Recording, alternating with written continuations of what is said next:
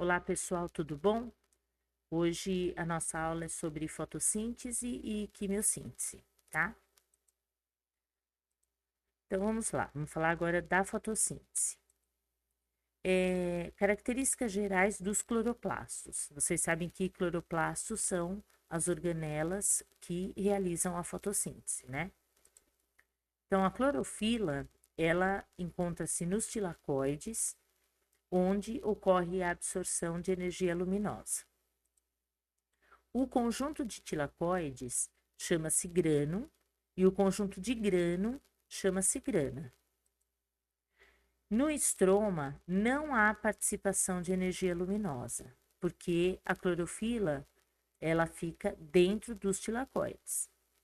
Então vamos lá, ó. Aqui está o cloroplasto. Então tem lá grãos de amido, de lipídio, tem as membranas internas, o espaço aqui entre as membranas interna e externa, certo? O estroma é esse aqui, que eu falei para vocês, que é onde não ocorre absorção de luz, porque ele faz parte da etapa do escuro. Então, é aqui como se fosse o citoplasma do cloroplasto, tá? Os tilacoides são essas moedinhas aqui, tá vendo? Cada moedinha dessa, e um conjunto dessas moedinhas é que é chamado de grano. Aí o conjunto desses tubinhos todos, dos grânulos, que é chamado de grana, tá? Entre esses grânulos tem essas ligações que são chamadas de lamela, né? Então toda absorção de luz vai acontecer aqui, nos tilacoides, porque a clorofila está aqui dentro deles, tá? O estroma não faz parte disso. Aí aqui mostra também nessa figura os ribossomos e o DNA, que vocês sabem que o cloroplasto, juntamente com a mitocôndria, são organelas que apresentam um DNA próprio, certo?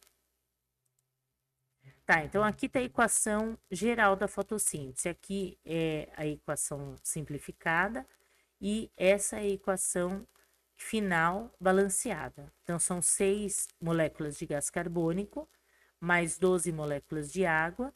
Então, juntamente com a interferência da luz, que foi captado pelos pigmentos, né, no caso a clorofila, vai produzir glicose, liberar 6 moléculas de água e 6 moléculas de oxigênio, certo? Que agora eu vou explicar para vocês as duas etapas que fazem, que completam, né, essa equação.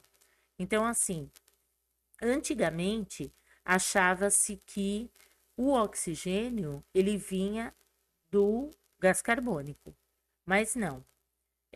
Depois de várias experiências, foi percebido que a água é que vai dar origem ao gás oxigênio. O gás carbônico ele vai entrar na formação da glicose, certo?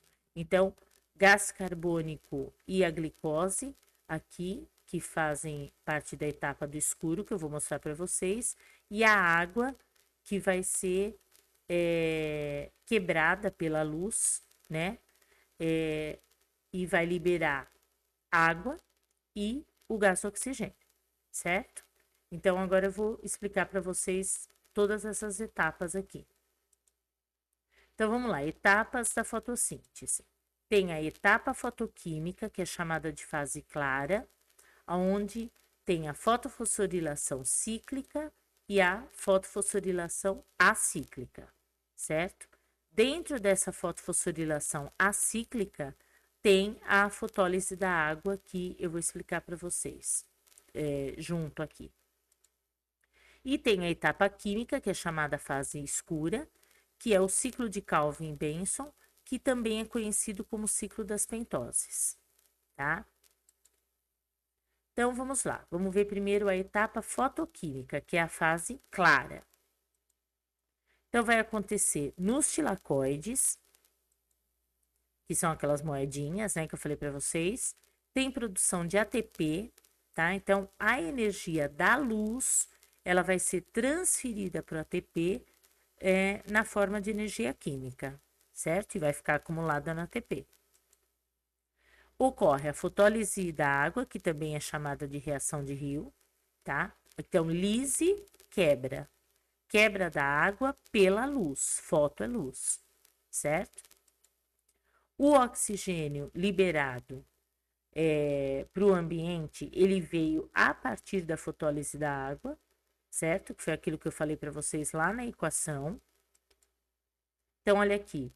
Tem lá a água, ela recebe a luz que foi captada pela clorofila.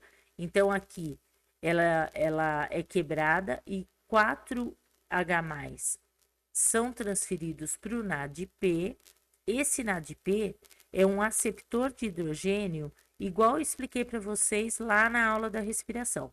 Só que lá na respiração é NAD, e que vai ser reduzido para NADH2. Aqui é NADP, que vai ser reduzido para NADPH2. Então, a função é a mesma, tá? Só que ele tem aqui um fosfato agregado a essa molécula, mas a função é a mesma, tá? Então, aqui, a partir da água, ocorre liberação de elétrons que vão para a clorofila B, que eu vou explicar para vocês lá na fotofosforilação acíclica, e a liberação do gás oxigênio.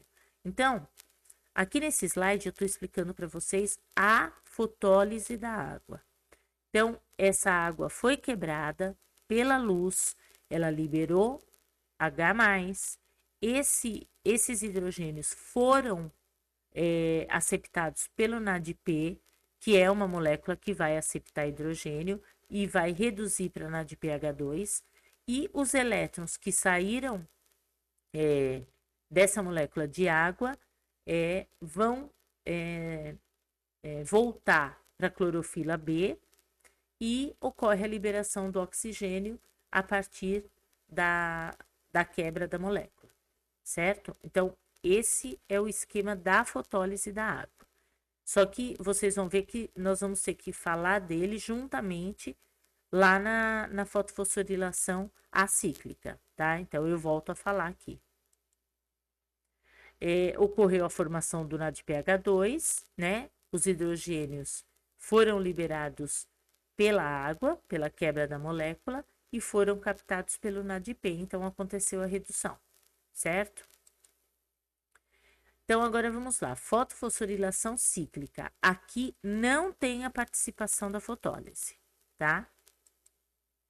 Então, os elétrons do fotossistema 1, eles são liberados pela clorofila A, que é um pigmento que tem picos de absorção de luz entre aproximadamente 420 e 680 nanômetros, tá? São excitados pela energia luminosa, certo? Então, esse fotossistema 1, o que faz parte dele é a clorofila A, certo?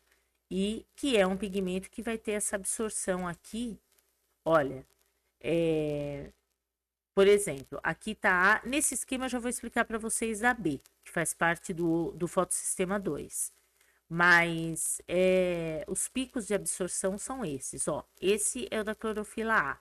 Então, olha, ela tem um pico aqui, olha, de 420, mais ou menos, nanômetros. Depois ela tem um pico aqui, olha, de 680 nanômetros. Então, a absorção de luz é maior nessa faixa de comprimento de onda. Da clorofila B, que eu vou falar depois para vocês, mas já está aqui no esquema. Ela tem um pico diferente aqui, ó, mais ou menos 470, e aqui mais ou menos 640, tá vendo? É o pico de absorção de luz. Percebe que a planta é verde, ó, porque ela não tem absorção de luz nesse comprimento de onda, certo? Então, ela reflete, por isso que ela é verde, certo? Então, o que vocês notam aqui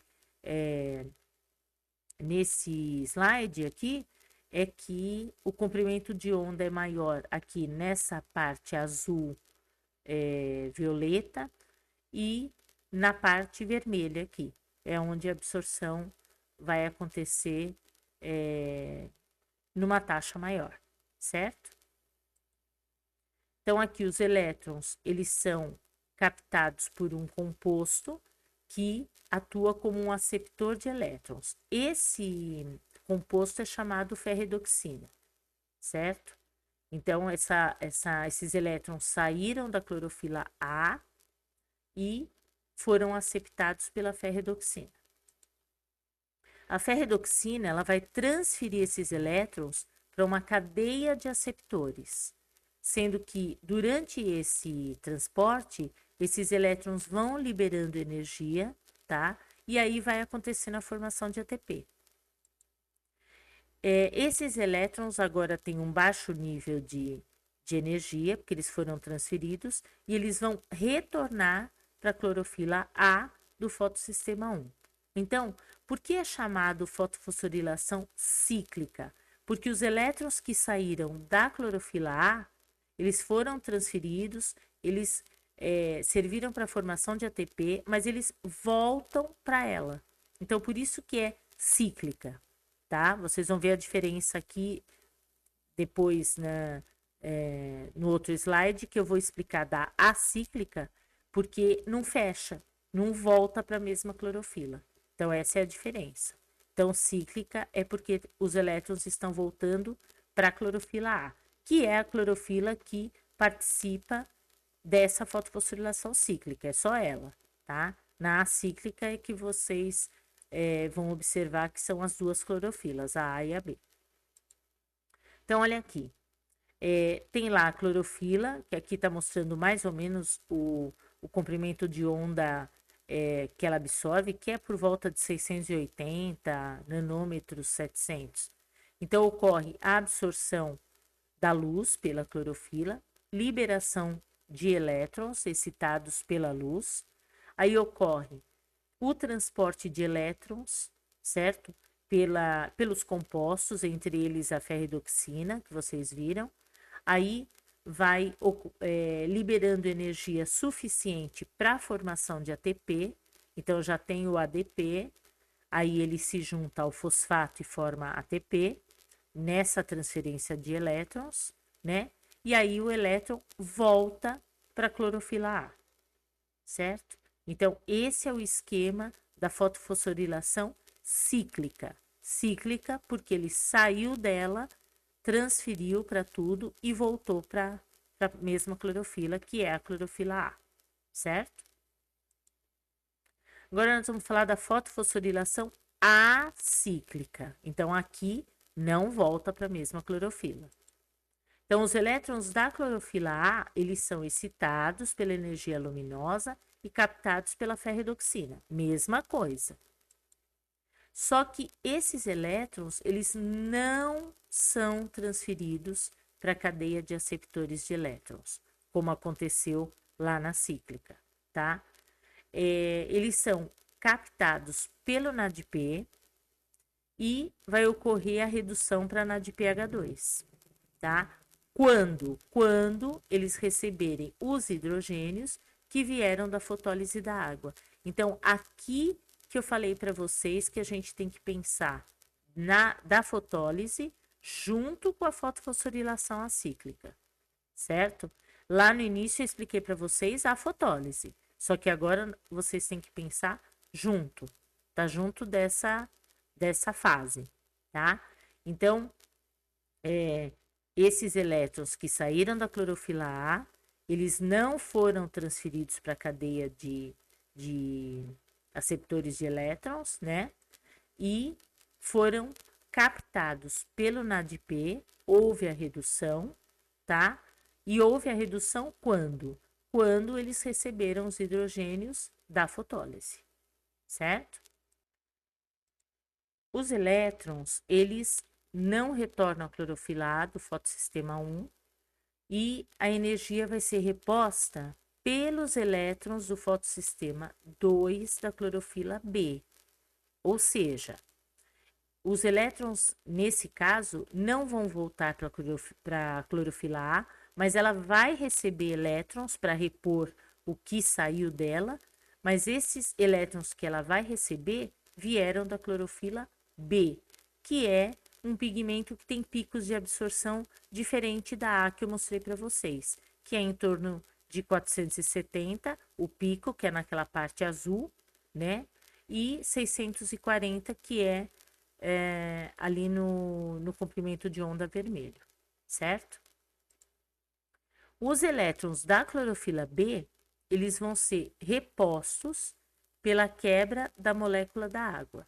Então, olha aqui, a clorofila A, ela vai repor os elétrons e esses elétrons vieram da clorofila B. A clorofila B vai repor os elétrons que ela liberou pela fotólise da água, certo? Então vamos lá, ó. Eu vou começar aqui pelo fotossistema 1, que é a clorofila A.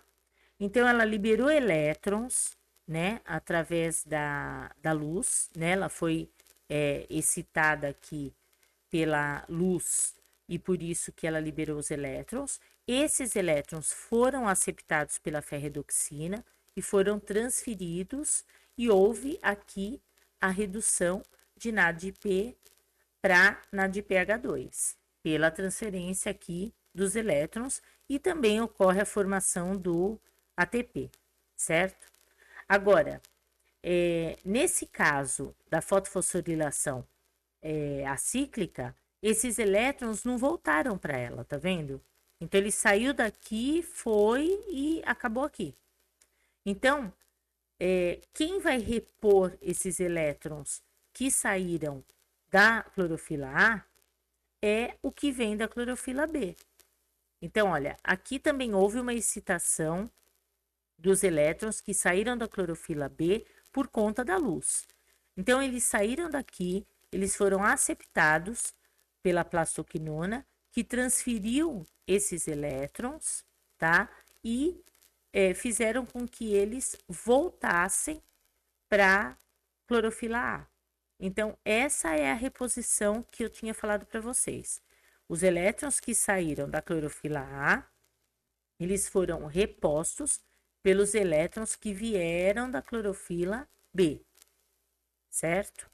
Agora, fazendo parte aqui do fotossistema 2, que é a clorofila B, o que acontece? Ela vai receber, vai repor os elétrons que ela liberou aqui para a clorofila A, ela vai receber da fotólise da água. Então, aqui, olha, tá mostrando a fotólise da água, que por isso que eu falei para vocês que agora vocês têm que pensar junto. Então, aqui tá a água, ela liberou os elétrons, esses elétrons voltaram para B, então houve a reposição, e aqui mostra a fotólise, né? Que é a água que liberou os hidrogênios que entraram nesse NADP e houve a redução de NADPH2, certo? Então, esse NADPH2, ele foi formado a partir dos hidrogênios da fotólise e dos elétrons que foram transferidos e vieram da clorofila A, certo? E aqui mostra a liberação do oxigênio, que é da fotólise, que eu já tinha falado para vocês, que a água é que vai dar origem ao oxigênio liberado, certo? Então, esse é o esquema da fotofosforilação acíclica. Então, por que acíclica? Porque os elétrons saíram e não voltam para a mesma clorofila. Então, o que saiu daqui foi embora para a formação do NADPH2 e o que foi reposto aqui veio da clorofila B. Aqui na B é a mesma coisa. O que saiu não volta para ela. O que vai repor os elétrons que saíram daqui são os elétrons que saíram da fotólise da água, certo? Aqui tem uma experiência do Engelmann, que ele foi um cientista que em 1883 ele queria provar uma taxa maior de fotossíntese em comprimentos de onda diferente. Então, aqui ele colocou aqui uma lamela, uma alga, a espirogira, e juntamente com bactérias aeróbias. Então, o que ele percebeu? Conforme ia diminuindo a taxa fotossintética, até por falta de luz, as bactérias iam se acumulando nos comprimentos de onda onde tem o pico da fotossíntese, que é o que eu já tinha mostrado para vocês lá na frente, quando nós falamos das clorofilas A e B, onde a absorção é maior aqui nessa faixa do azul violeta e aqui na faixa do laranja vermelho, certo? Então aqui teve uma concentração maior de bactérias nessas faixas. E assim ele conseguiu provar a diferença de absorção de luz nos diferentes comprimentos de onda, certo? Agora nós vamos falar da etapa química, que é a fase escura. Então, ela ocorre no estroma, não tem a necessidade direta de luz.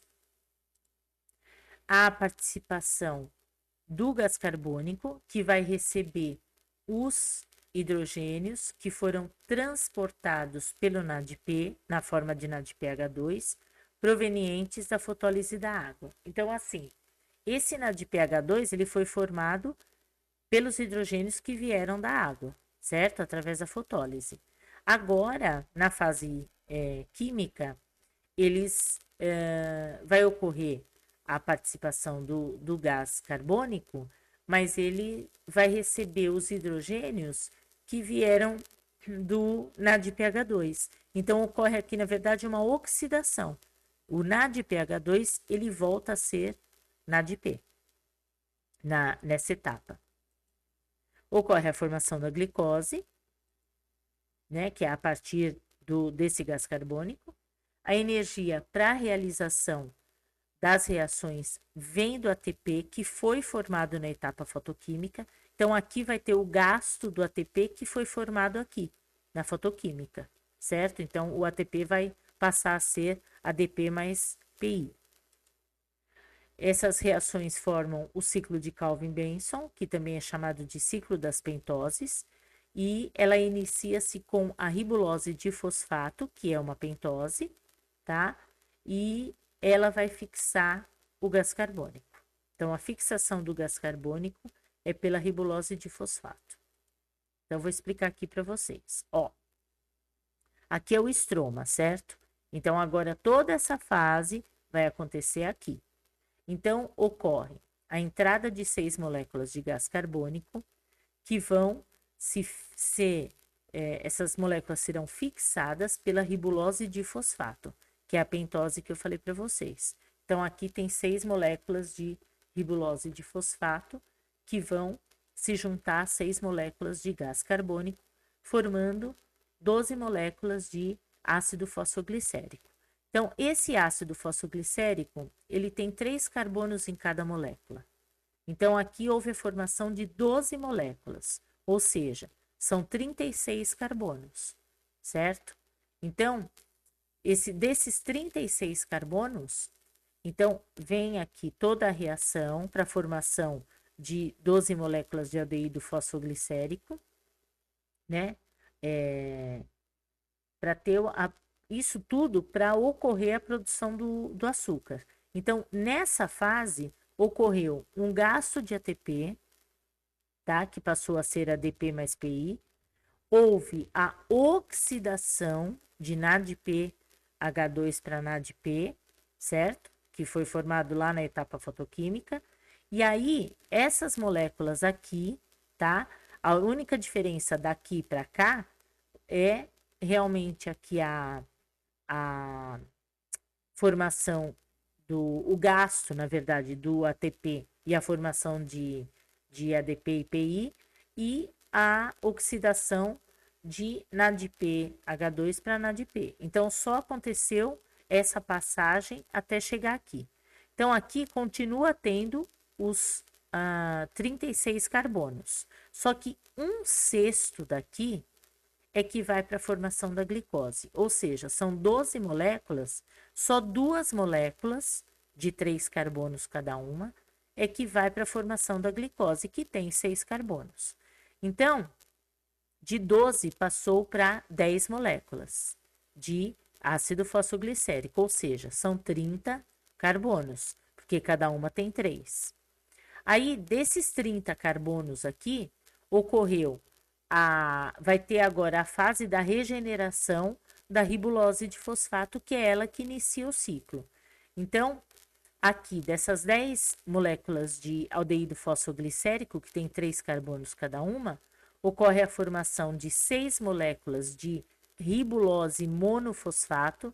Essa ribulose tem 5 carbonos, tá? Então, ó, continua aqui com 30, são 6 moléculas de 5, então 30 carbonos. Aí, para ela fechar aqui o ciclo e formar a ribulose difosfato, ela é monofosfato, ela tem que receber um fosfato que vem do ATP, que passa a ser ADP mais PI. Esse fosfato é incorporado à ribulose monofosfato e passa a ser ribulose difosfato. Então, continuando aqui com 5 carbonos, né? Por isso que fala que é a pentose, também conhecido como ciclo das pentoses, porque tudo inicia-se com a ribulose de fosfato. Então, são 6 moléculas, ou seja, são 30 carbonos.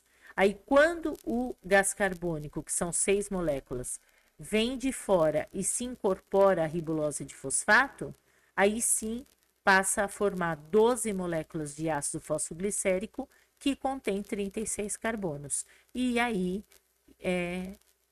dá continuidade ao ciclo, certo? Então, o que mostra aqui na etapa do escuro é que o gás carbônico vai ser incorporado e vai dar origem à glicose, que é o que eu comentei lá no início com vocês na equação geral da fotossíntese, certo?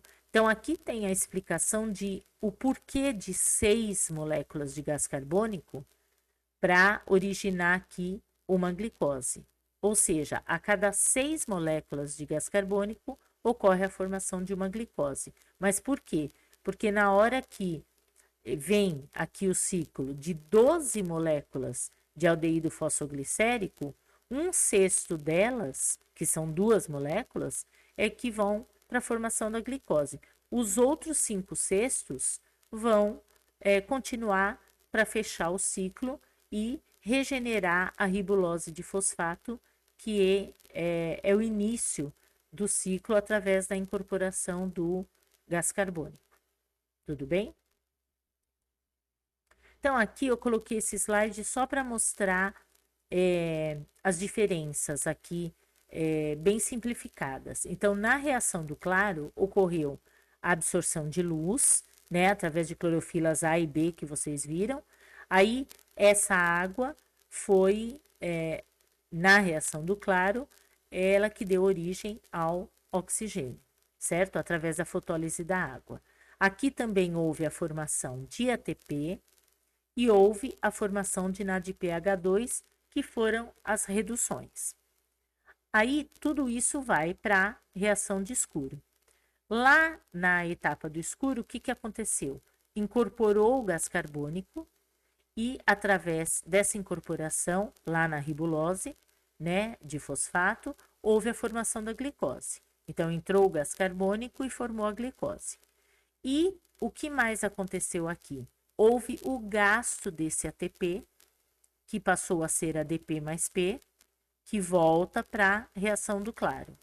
E houve a oxidação do NADPH2, que voltou aqui a ser NADP e volta para a reação do claro. Então, vocês observam que aqui na fotossíntese é diferente da respiração celular, que nós observamos a formação de ATP, fizemos as contas do gasto, do lucro, né, de todo o rendimento do ATP. Aqui não. Aqui forma no claro e gasta no escuro. Então, não tem rendimentos, significativos como nós observamos na respiração, tá? Lógico que a planta está fazendo a respiração celular como nós, né? Então ela tem todo aquele rendimento. Então, mas aí é outra coisa, é outra reação. Dentro da fotossíntese não ocorre isso, certo? Agora eu vou falar para vocês sobre uns fatores que influenciam na fotossíntese. Então, tem os fatores externos, que é a disponibilidade de gás carbônico, a temperatura, a luminosidade e o ponto de compensação fótico, tá? E os fatores internos, que é a disponibilidade de pigmentos, a disponibilidade de enzimas e a disponibilidade de cloroplastos, tá? Então, esses pigmentos, no caso, as clorofilas, A e B, as enzimas, todas aqueles aceptores de elétrons, ferredoxina, plastoquinona, então tudo faz parte dessas enzimas, e a disponibilidade da quantidade de cloroplastos, que é através deles que ocorre toda a absorção de luz, onde as clorofilas estão dentro deles, né? Então vamos lá, disponibilidade de gás carbônico. O gás carbônico é a fonte de carbono que vai ser incorporado nas moléculas orgânicas, no caso a glicose. A concentração de gás carbônico na atmosfera, que é em torno de 0,03%, ela é um fator importante na limitação da velocidade da fotossíntese de uma planta que está bem iluminada. Aumentando a concentração do gás carbônico, a velocidade aumenta até que a luz ou outros fatores passem a ser limitantes. Então, se fosse só pelo gás carbônico, quanto mais ele aumenta, maior vai ser a concentração, a taxa, né, da fotossíntese. Agora, outros fatores, juntamente com o gás carbônico, é que vai acabar limitando essa taxa, certo? E esses fatores, a luz e outros fatores que vocês vão ver agora, certo? Então, aqui, se você tem, aqui tem o pico, né, da taxa, da velocidade da taxa de fotossíntese, certo? Então, uma quantidade ótima em relação ao gás carbônico para que ocorra a fotossíntese. Só que aí acaba limitando, acaba parando aqui a taxa da velocidade, por quê? Porque outros fatores acabam limitando isso, certo? Então, a velocidade, ela foi até um determinado ponto e depois ela estabiliza. Quanto à temperatura, na etapa química, todas as reações são catalisadas por enzimas que têm a sua atividade influenciada pela temperatura, tá? Então, aqui na etapa química, que é a fase do escuro, tem muitas reações que envolvem enzimas, certo? E aí ocorre a influência da temperatura, que vocês sabem disso, que a enzima é uma proteína e ela tem uma sensibilidade em relação à temperatura. De modo geral, a elevação de 10 graus na temperatura, ela vai duplicar a velocidade das reações. Por outro lado, a partir de temperaturas próximas a 40 graus, acaba acontecendo, vai provocar uma desnaturação, né, enzimática, e aí a velocidade das reações, lógico, vão diminuir, certo? Só que isso daqui que eu falei para vocês não acontece com todas as plantas, tá? Então, existe uma temperatura ótima para fotossíntese, mas essa temperatura ótima ela não é a mesma para todos os vegetais. Então, o fato de 40 graus vai desnaturar mesmo qualquer tipo de vegetal, certo? Mas a temperatura ótima é que varia de uma planta para outra. Então, por exemplo, ó, aqui tem um gráfico que dá para vocês perceberem isso. Esse C3, que é o verde aqui, é o que acontece com a maioria das plantas, certo? As árvores são todas classificadas aqui em planta C3, que é uma planta que ela tem um pico de velocidade aqui na fotossíntese numa temperatura de mais ou menos 25 graus, tá vendo? Que é a maioria. No caso dessa planta C4, que é o azul, o pico dela está em torno aqui, ó, de mais ou menos 35. Então, a taxa de fotossíntese nelas, elas alcançam nesse, nessa temperatura, tá? E aqui no caso da can, que são essas plantas suculentas, plantas de deserto, então ela tem um pico aqui, olha, de mais ou menos 15, certo? Então, essas plantas são as plantas de deserto, porque elas acumulam água dentro delas, então elas têm um pico aqui de temperatura totalmente diferente aqui das outras. Essas aqui eu falei para vocês que é a maioria das plantas, que gira em torno de 25 graus, né? E essas daqui é, por exemplo, milho, cana-de-açúcar, é esse pico de 35 graus. Mas próximo aqui a 40 graus, ela apresenta a desnaturação, certo? Então, o que mostra essas setas aqui é que nessa faixa aqui, ó, tá? Nós falamos aqui que o pico é 35, mas ela atua bem aqui, olha, tá? Entre 27, mais ou menos, até mais ou menos aqui, que aí ela começa a cair, lógico, porque ela chegou nos 40 graus.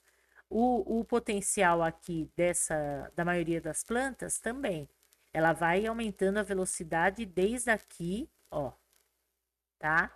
Até mais ou menos aqui, 35 graus. Aí, lógico, a partir daqui vai cair porque ela vai desnaturar próxima a 40 graus, certo?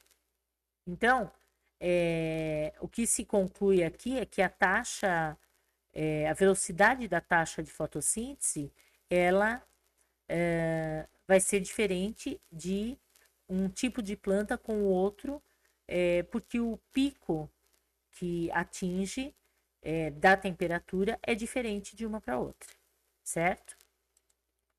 Quanto à luminosidade, quando uma planta é colocada no escuro, ela não vai realizar fotossíntese por conta de ter aquela absorção que eu falei para vocês, que da liberação de elétrons só acontece quando ela for excitada pela luz, tá? Agora, se você aumenta a intensidade luminosa, aumenta a taxa de reação.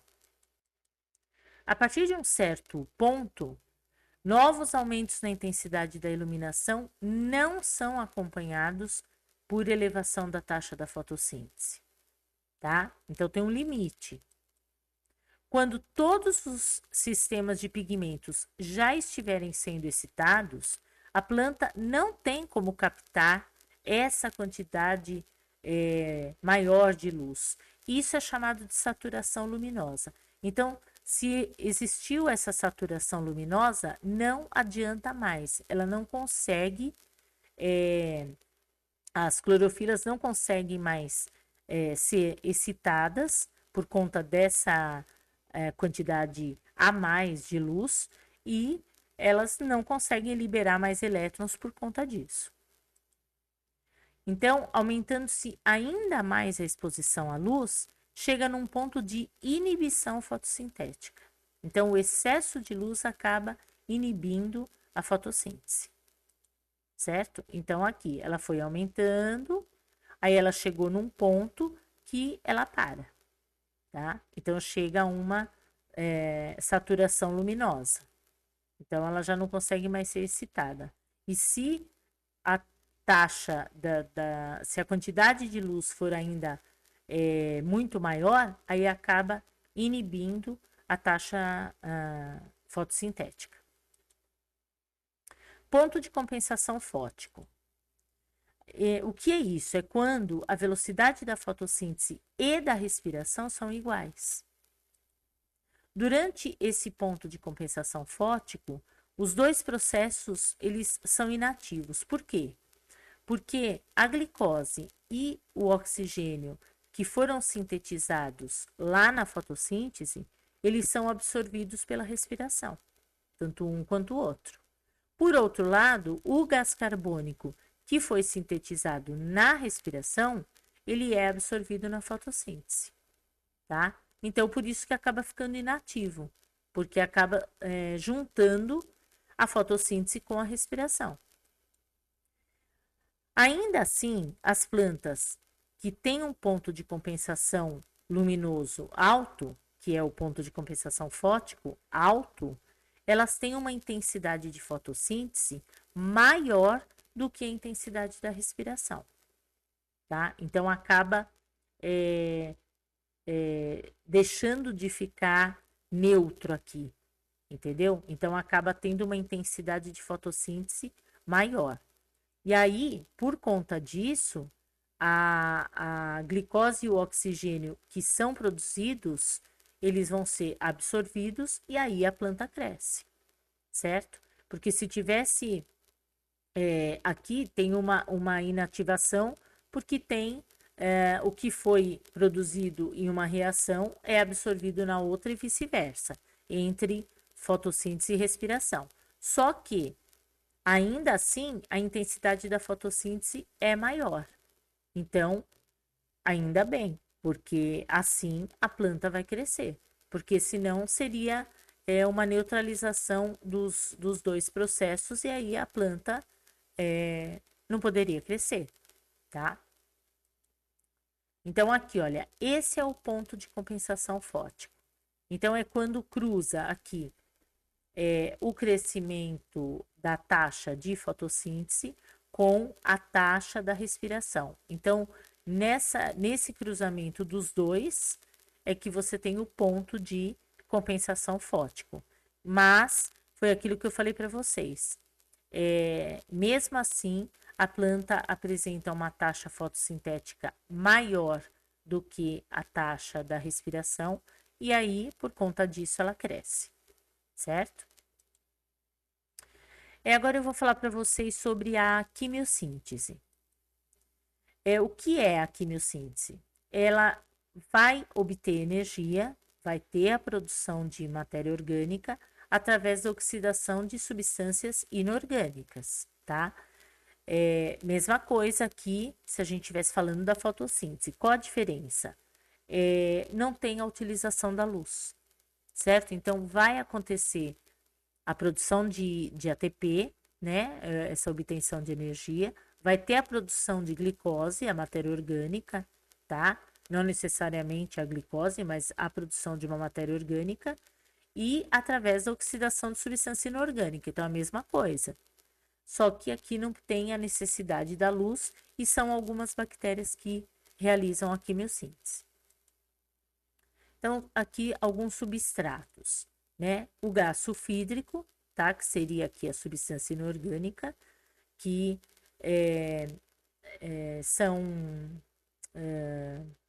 essa reação é feita pelas sulfobactérias. Então, elas é que vão fazer essa reação de transformar, né? De oxidar esse tipo de gás em uma substância orgânica. O carbonato de ferro, então, quem vai fazer isso, que é também uma substância inorgânica que vai transformar em orgânica, são as ferrobactérias. E a amônia, que a reação é feita por nitrobactérias, certo? Então, são compostos inorgânicos que vão originar compostos orgânicos através dessas bactérias, certo? Que são, na verdade, algumas são bactérias e a maioria são arqueobactérias, que são bactérias que vivem em lugares extremos, tá? Mas aí ela produz o alimento dela sem a necessidade de luz.